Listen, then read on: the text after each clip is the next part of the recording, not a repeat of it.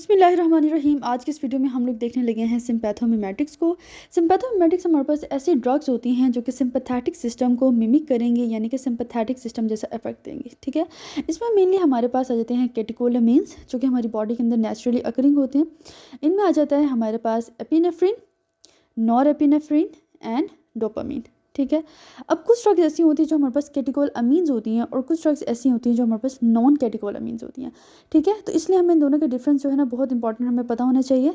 तो non catecholamines हमारे पास कुछ ऐसी ड्रग्स होती हैं जिनके डिफरेंट होते हैं फीचर्स कैटेकोलामीन से। तो अब हम यहाँ पे इनका डिफ्रेंशिएट दोनों को करेंगे। कैटेकोलामीन्स की अगर हम बात करें तो उसके अंदर जो है हमारे पास उसके स्ट्रक्चर की बात करें तो उसके अंदर हमारे पास कैटेकोल रिंग मौजूद होता है। ठीक है, ये कैटेकोल रिंग जो है नॉन कैटेकोलामीन्स में नहीं होता। और जो कैटेकोलामीन्स हैं ये इजीली मेटाबोलाइज हो जाते हैं हमारी बॉडी के मोनोअमाइन ऑक्सीडेज सिस्टम से and catechol O methyl transferases से। ठीक है, माओ एंड कॉम्टी से। जबकि नॉन कैटेकोलामीन्स रेजिस्टेंट होते हैं, वो मेटाबोलाइज नहीं होते। इसीलिए हम लोग कैटेकोलामीन्स को ओरली नहीं दे सकते क्योंकि वो इजीली मेटाबोलाइज हो जाएंगे बाय दीज टू सिस्टम्स। इसलिए हम लोग इनको जो है हमेशा पारेंटली देंगे। जबकि नॉन कैटेकोलामीन्स को हम लोग ओरली दे सकते हैं क्योंकि ये रेजिस्टेंट होते हैं। देन हम बात करेंगे ब्लड ब्रेन बैरियर की। तो कैटेकोलामीन्स इनको क्रॉस नहीं कर सकते जबकि नॉन कैटेकोलामीन्स इनको क्रॉस कर सकते हैं। तो इसीलिए इनका शॉर्टर ड्यूरेशन ऑफ एक्शन होता है क्योंकि इजीली मेटाबोलाइज हो जाती हैं। जबकि नॉन कैटेकोलामीन्स जो हैं वो रेजिस्टेंट होती हैं, तो इसलिए उनका लॉन्गर मैकेनिज्म ऑफ एक्शन होता है। एग्जाम्पल्स की बात की जाए तो कैटेकोलामीन्स का हम सबको पता है, इसमें हमारे पास एपिनेफ्रिन आ जाती है, नॉर एपिनेफ्रिन आ जाती है, डोपामीन आ जाता है। जबकि हमारे पास नॉन कैटेकोलामीन्स में आ जाएंगे एफिड्रीन एंड एम्फीटामीन। इन दोनों ड्रग्स को हम लोग फिनाइल आइसोप्रोपाइलामीन्स भी कहते हैं। ठीक है, तो ये डिफरेंस जो है आपको पता होना चाहिए कैटेकोलामीन्स एंड नॉन कैटेकोलामीन्स का। अब जरा हम लोग आ जाते हैं क्लासिफिकेशन की तरफ। हम लोग क्लासीफाई करेंगे एड्रीनर्जिक एगोनिस्ट को। हमें पता है दो तरह के मेनली हमारे पास जो है रिसेप्टर्स होते हैं सिंपैथेटिक सिस्टम में, एक होता है अल्फा और दूसरा होता है बीटा। तो हमारे पास जो एगोनिस्ट होंगे वो भी हमारे पास अल्फा एंड बीटा एगोनिस्ट होंगे। ठीक है, अब जब हम इनकी क्लासिफिकेशन करते हैं तो हमें पता चलता है कि तीन तरह की जो है ना मेन हमारे पास डिविजन्स बनती हैं एड्रीनर्जिक एगोनिस्ट की। जो फर्स्ट ऑफ ऑल हमारे पास आएगी उसको हम लोग नाम देंगे डायरेक्ट एक्टिंग एड्रीनर्जिक एगोनिस्ट का। ठीक है, सो फर्स्ट आ गई हमारे पास डायरेक्ट एक्टिंग, सेकंड आ जाती है हमारे पास इनडायरेक्ट एक्टिंग एड्रीनर्जिक एगोनिस्ट, और जो हमारे पास थर्ड टाइप है that is basically the mixed acting. ठीक है, तो सबसे पहले जो है हम लोग डायरेक्ट एक्टिंग को डिस्कस करेंगे। डायरेक्ट एक्टिंग में भी फर्दर हमारे पास जो है ना दो क्लासेस आ जाती हैं। एक होती है सिलेक्टिव जो कि स्पेसिफिक रिसेप्टर्स पर एक्ट करेंगी, दूसरी होती है हमारे पास नॉन सिलेक्टिव जो कि नॉन सिलेक्टिवली हर रिसेप्टर पर एक्ट करेगी। ठीक है, तो ये दो क्लासेस का हमें पता होना चाहिए डायरेक्ट एक्टिंग के अंदर। हम लोग बात स्टार्ट करेंगे selective direct acting adrenergic agonist से। सिलेक्टिव में भी फर्दर हमारे पास चार तरह की क्लासेस आएंगी। फर्स्ट वन होगी हमारे पास अल्फा वन एगोनिस्ट। देन जो हमारे पास सेकंड इसमें क्लास आएगी वो होगी हमारे पास अल्फा टू एगोनिस्ट। देन हम बात करेंगे बीटा वन की। देन हम लोग लास्ट में बात कर लेंगे बीटा टू एगोनिस्ट की। अब इनकी एग्जांपल्स बहुत इंपॉर्टेंट है, इनकी एग्जांपल्स आपने याद करनी है। अल्फा वन एगोनिस्ट में हमारे पास सबसे पहले तो एग्जाम्पल आ जाती है दैट इज़ फिनाइल एफ्रीन। ठीक है, सो फर्स्ट पे क्या आ गया हमारे पास फिनाइल एफ्रीन आ गया। सेकंड में आ जाती है हमारे पास टेट्राहाइड्रोजोलिन। मेनली हम लोगों ने जो है ना फिनाइल एफ्रीन को याद रखना है, ये आपको किसी सूरत नहीं भूलनी चाहिए कि अल्फा एगोनिस्ट है। अगर एक और एग्जांपल आप याद रखना चाहते हैं तो आप याद रख लें टेट्राहाइड्रोजोलिन। तो बस ये दो हैं जो कि अल्फा एगोनिस्ट के तौर पर एक्ट करते हैं। अल्फा टू में हमारे पास आ जाती है क्लोनिडीन। ठीक है, क्लोनिडीन के बाद आ जाती है हमारे पास ब्रिमोनिडीन। ब्रिमोनिडीन के बाद हमारे पास जो थर्ड आएगी alpha two agonist that would be apraclonidine. ठीक है, सो क्लोनिडीन, एप्राक्लोनिडीन एंड ब्रिमोनिडीन ये तीनों हमारे पास अल्फा टू एगोनिस्ट है। बीटा वन में आपके पास आ जाती है एक एग्जांपल दैट इज डोब्यूटामीन। ठीक है, इसको भी आपको पता होना चाहिए। देन आपके पास बीटा टू में आ जाती है जी टेरब्यूटेलिन। ठीक है, उसके बाद आ जाता है आपके पास एल्ब्यूटेरॉल। एल्ब्यूटेरॉल के बाद जो है आपके पास आ जाएगा मेटोप्रोट्रेनॉल। तो ये चार तरह के आपके पास एड्रीनर्जिक एगोनिस्ट आ गए जो कि सिलेक्टिव थे। अब हम लोग जो है ना बात करेंगे नॉन सिलेक्टिव की, यानी कि जो हर तरह के अल्फा या बीटा रिसेप्टर्स पे एक्ट कर सकते हैं। तो जो नॉन सिलेक्टिव है इसको हम फर्दर जो है ना तीन क्लासेस के अंदर डिवाइड करेंगे। Number one alpha non selective, number two beta non selective, number three alpha beta non selective, यानी अल्फा एंड बीटा दोनों रिसेप्टर्स पे ऐसी ड्रग्स एक्ट करेंगे। तो हम लोग सबसे पहले अल्फा की एग्जांपल देख लेते हैं जो अल्फा वन अल्फा टू दोनों पे एक्ट करती है नॉन सिलेक्टिवली। उसके एग्जांपल में आ जाती है हमारे पास ऑक्सीमेटाजोलिन। ऑक्सीमेटाजोलिन जो है हमारे पास अल्फा वन अल्फा टू दोनों पे एक्ट करती है। बीटा में आ जाता है आपके पास आइसोप्रोटेनॉल जो कि बीटा वन बीटा टू दोनों पे एक्ट करेगा। ठीक है, देन आ जाती है आपके पास अल्फा एंड बीटा। इसको हम लोग फर्दर दो क्लासेस में डिवाइड कर देते हैं। ठीक है, एक वो होती हैं जो हमारे पास एक्ट करती हैं alpha one alpha two beta two पे, और एक वो होती है जो क्या एक्ट करती हैं alpha one alpha two beta one beta three पे। ठीक है। सो एग्जांपल्स आपको पता होनी चाहिए। फर्स्ट वाले में हमारे पास जो एग्जांपल है वो होगी एपिनेफ्रिन। आपने याद रखना है अल्फा 1, अल्फा 2, बीटा 1, बीटा 2 पे एक्ट करती है, जबकि सेकंड में आपके पास आ जाती है नॉर एपिनेफ्रिन जो कि बीटा 2 पे एक्ट नहीं करती बल्कि बीटा 3 पे एक्ट करती है। बाकी सारी वही चीज़ें एपिनेफ्रिन वाली। देन आ जाए मिक्स एक्टिंग में, जिसमें आपके पास आ जाती है एफिड्रीन। एफिड्रीन जो है ना ये एक्ट करती है अल्फा 1 पे भी, अल्फा 2 पे भी, बीटा 1 पे भी, बीटा 2 पे भी, प्लस ये एक रिलीजिंग एजेंट के तौर पे भी एक्ट करती है। मींस कि ये हमारे पास स्टोर्ड कैटेकोलामीन्स को भी रिलीज़ करवाएगी साइनेप्सिस में।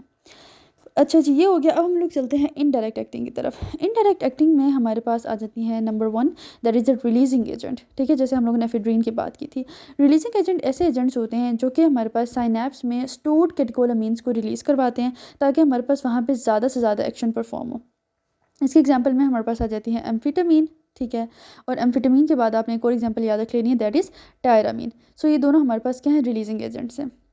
अच्छा, अब हम लोग आ जाते हैं नेक्स्ट इनडायरेक्ट एक्टिंग की तरफ, जो कि आ जाता है आपके पास अपटेक इनहिबिटर्स। ठीक है, मींस के आपके पास जो वहाँ पे कैटेकोलामीन्स रिलीज़ हो रहे हैं वो अपटेक होकर वापस वेसिकल में नहीं जा रहे, वापस उसमें नहीं जा रहे अपने नर्व्स में, बल्कि वो साइनेप्स में ही प्रेजेंट है।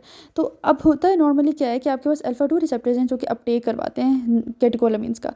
जब आप अल्फा 2 को ही आप ब्लॉक कर दो तो अपटेक तो नहीं होगा। तो जब अपटेक नहीं होगा तो जो हमारे पास साइनेप्स है वहाँ पर ज़्यादा से ज़्यादा हमारे पास कैटेकोलामीन्स प्रेजेंट होंगे। तो इनमें इनके एग्जाम्पल में आपके पास एक तो आ जाती है कोकेन और दूसरा आ जाती है एंटी डिप्रेसेंट्स। ठीक है, अब हम चलते हैं अपने थर्ड की तरफ, जो कि हमारे पास होते हैं monoamine oxidase and catechol O methyltransferase inhibitors. ठीक है, तो ये भी इनडायरेक्ट एक्टिंग एड्रीनर्जिक एगोनिस्ट के तौर पे एक्ट करते हैं। अब हम लोग बात कर लेते हैं सिम्पैथोमिमेटिक्स की यूजेस और उनकी टॉक्सिसिटी।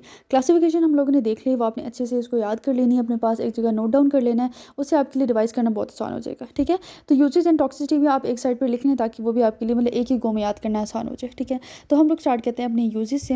यूजेस में फर्स्ट ऑफ ऑल आपने याद रखनी है एनाफाइलैक्सिस को, कि आप एनाफाइलैक्सिस में यूज़ करते हो एपिनेफ्रीन को। ठीक है, it is a drug of choice, it is a life saving drug. ठीक है, एपिनेफ्रीन ब्रोंकाई के बीटा 2 रिसेप्टर्स पे एक्ट करती है और वहाँ पे ब्रोंको डायलेशन करवाती है। ठीक है, सो ब्रोंकोस्पेज़म रिवर्स हो जाता है। सेकंड आपने एग्जांपल इसमें याद रखनी है, अपने आइज़ के अंदर इसकी यूजेस को याद रखना है। आइज़ के अंदर सबसे पहले जो चीज़ आपने याद रखनी है वो ये याद रखनी है कि ये डिकंजेशन के तौर पे एक्ट करता है। ठीक है, जब कोई एलर्जी या कोई ऐसी भी इरिटेटिंग चीज़ आपकी आंख में चली जाए तो आपके वहाँ पे कंजेशन स्टार्ट हो जाती है, ब्लड सप्लाई बहुत ज़्यादा हो जाती है।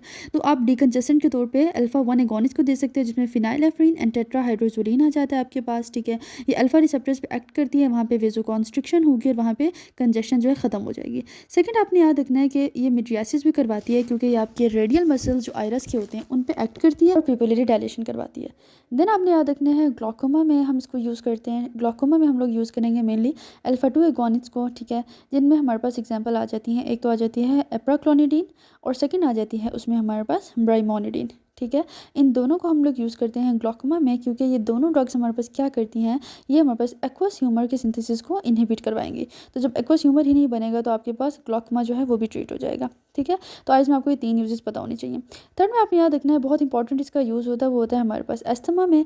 एस्थमा में ये हम लोग जो है ना मेनली बीटा 2 एगोनिस्ट देते हैं। ठीक है, और जो आपके पास ये बीटा 2 एगोनिस्ट है ये क्या करते हैं बेसिकली, ये आपके पास जो है ना ब्रोंको डायलेशन करवाते हैं। ठीक है, आपके ब्रोंकाई में बीटा 2 रिसेप्टर्स है ना, तो उन पर एक्ट करेंगे तो वहाँ पे ब्रोंको डायलेशन होगी। एग्जाम्पल्स आपको पता होनी चाहिए, एल्ब्यूटेरॉल आ जाता है आपके पास, टेरब्यूटेलिन आ जाता है आपके पास, और देन आपके पास लास्ट में आ जाता है मेटोप्रोट्रेनॉल। ठीक है, देन आपके पास आ जाता है जी फोर्थ इसका यूज़, जो कि आपने याद रखनी है, इसको हम लोग देते हैं कार्डियक कॉन्ट्रैक्टिलिटी को इन्हांस करने के लिए। एक्यूट हार्ट फेलियर में हम इसको दे सकते हैं। ठीक है, क्योंकि आपके पास कार्डियक कॉन्ट्रैक्टिलिटी कौन इंक्रीज़ करवाएगा, ऑब्वियसली बीटा 1 एगोनिस्ट इंक्रीज़ करवाएगा। ठीक है, बीटा 1 रिसेप्टर्स होते हैं ना हार्ट के अंदर, तो बीटा 1 एगोनिस्ट आप जब दोगे तो कॉन्ट्रैक्टिलिटी इंक्रीज़ हो जाएगी। और आपको पता होनी चाहिए इसकी एक ही एग्जाम्पल विच इज़ डॉब्यूटामीन। ठीक हो गया, तो आपके पास कार्डियक कॉन्ट्रैक्टिलिटी भी हो गई। लास्ट पे आपके पास जो आ जाती है वो आ जाती है जी to increase the urinary continence. ठीक है, आपको पता होना चाहिए कि जो आपका ब्लैडर है उसमें हमारे पास ट्राइगोन पे कौन से रिसेप्टर्स होते हैं। ट्राइगोन में हमारे पास अल्फा 1 रिसेप्टर्स होते हैं जो कि स्फिंक्टर मसल्स हैं, और जब वो एक्टिवेट होंगे तो ब्लैडर की कॉन्ट्रैक्शन हो जाएगी। सो अल्फा 1 एगोनिस्ट आप इसमें देते हो to increase the urinary continence. ठीक है, अब हम लोग आ जाते हैं ज़रा टॉक्सिसिटी की तरफ। सबसे पहले हम लोग बात करेंगे कैटेकोलामीन्स की। जैसे मैंने बोला था कि वो सीएनएस में नहीं जाते, इस वजह से जो उनकी सीएनएस टॉक्सिसिटी है वो भी नहीं होती या फिर बहुत कम होती है।